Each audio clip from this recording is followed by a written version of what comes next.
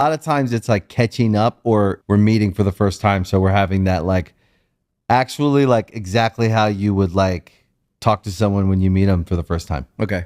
Wait. When were you born? So I'm going to talk about how Good Charlotte have fundamentally changed journalism in the alternative music space and why that matters to me. I'm Tom from Now Year Old, but I'm talking about this as a long-time Good Charlotte fan and an independent writer and photographer who covers alternative music. I'm not here to antagonise anyone, I'm here to lay out what's actually happened, what's been reported and what I've verified. About a week ago, 4 alternative music publications, Brooklyn Vegan, Alternative Press, Revolver and Goldmine, were all taken over by a company called Veeps. Now that is a live streaming company that was set up by the Madden brothers and is currently part owned by Live Nation. It's Good Charlotte members, Benji and Joe Madden, are on the board. It's important to remember that going forward. When that takeover happened, employees across all 4 publications were made redundant when trying to contact Brooklyn Vegan. All emails apart from to the editor bounced back. I reached out to the Good Charlotte Instagram account and they replied with this. All of the magazines are alive and well. None of the reporting is accurate. Do a deep dive on where the story started and who owns that outlet. All I can say at this time, the truth always comes out. Thank you for the support. So they suggested that I do a deep dive, and I did exactly that. So the earliest verifiable report came from Pitchfork, owned by Condé Nast. As far as I can tell, Nast has no prior disputes with the Maddens, no professional conflicts with Veeps, no involvement in AP, Brooklyn Vegan, Revolver or Goldmine, and no history that would indicate the creative motive for fabricate or exaggerated layoffs. Unless the message was referring to secondary reporting from Chris Enriquez via New Noise, which does seem more personal, but also not particularly verifiable on either side, so it doesn't actually help change the core facts of what's happened here. And outside of this reporting, there's also hard evidence. Brooklyn Vegan staff have publicly confirmed it on their social media now. You can go to their Instagram accounts and they're posting about being redundant.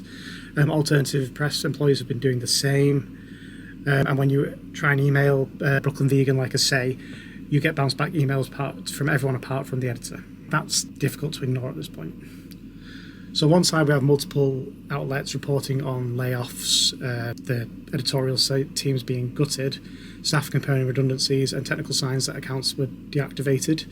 But on the other side we have a denial that doesn't really address any of the evidence but just tells us that the publications are alive and well. If you go to the websites they are still there, but that doesn't change the core tenet of what I was asking them about. So I messaged the Good Charlotte account again asking politely for clarification, not to argue, just to understand which part of the reporting they believe is inaccurate, because right now the evidence and the denial don't line up. So I'm doing this because I care about alternative music, that's why I'm talking about this now, but I also care about independent reporting. I do that in my free time for free. I do photography of gigs for free because I'm passionate about that kind of thing. And this just makes it one step harder for anyone that wants to get into that world if these publications don't exist. And we just move towards a world where music journalism doesn't matter anymore. We just have paid for influencers that will, I don't know, they won't give you an opinion, they'll say what you tell them to say. So scrutiny and music criticism kind of dies a death if this is allowed to continue. And as a side note, Good Charlotte wouldn't be where they are without Alternative Press. They championed them when no one else would, when their punk credentials were questioned on a daily basis. And if this rumour is true, then maybe we were right to question their punk credentials. I'm still a fan. I hope that this isn't true. I hope that it's maybe just a restructure. Maybe some of these journalists will be brought back. I hope they find work. What do you think? Is this a good thing?